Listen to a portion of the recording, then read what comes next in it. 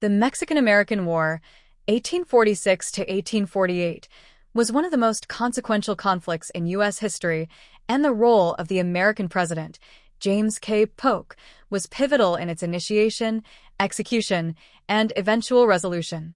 As a staunch believer in manifest destiny, Polk's leadership and decisions shaped the trajectory of the war and the expansion of the United States. 1. James K. Polk, the architect of expansion. James K. Polk, the 11th President of the United States, took office in 1845 with a clear vision to expand the nation's territory. Polk was a firm proponent of manifest destiny, the belief that the United States was destined to expand across North America. His administration focused on acquiring new lands, including Texas, Oregon, California, and other territories. Polk's determination to annex Texas, a territory Mexico still considered its own, was one of the key factors that led to the war. When Texas was admitted to the Union in 1845, tensions with Mexico escalated, as the U.S. supported Texas' claim to land extending to the Rio Grande, which Mexico disputed. 2. Polk's strategy to acquire territory. Polk initially attempted diplomacy to achieve his expansionist goals. In late 1845, he sent John Slidell to Mexico City with an offer to purchase California and New Mexico for $25 million and to settle the Texas boundary dispute. However, the Mexican government refused to meet with Slidell, rejecting the offer outright. Following this diplomatic failure, Polk sought to provoke Mexico into war.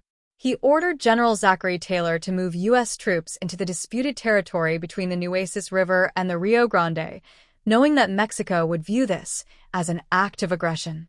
When Mexican forces attacked American troops in April 1846, Polk declared that Mexico had shed American blood upon American soil, using the incident to justify a declaration of war. 3. Polk's leadership during the war. As commander-in-chief, Polk played an active role in directing the war effort.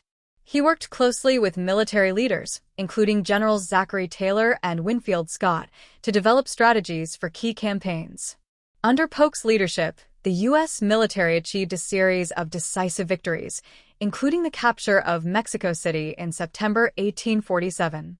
Polk also navigated the political challenges of managing a war. He faced opposition from some members of Congress who criticized the war as an unjust act of aggression.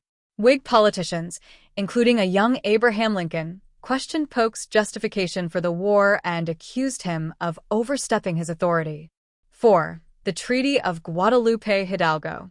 Polk's administration was instrumental in securing the Treaty of Guadalupe Hidalgo, which ended the war in 1848. The treaty was a resounding success for Polk's expansionist agenda. Mexico ceded more than half of its territory, including present-day California, Arizona, New Mexico, Utah, and Nevada, in exchange for $15 million. This acquisition, known as the Mexican Cession, fulfilled many of Polk's territorial ambitions and significantly expanded the United States. 5. Legacy and controversy. While Polk's leadership in the Mexican-American War achieved his expansionist goals, it remains controversial. Critics argue that the war was an act of aggression driven by imperialist ambitions, resulting in significant loss of life and the exploitation of a weaker nation. However, supporters of Polk view him as a decisive leader who successfully fulfilled his vision of manifest destiny. Conclusion.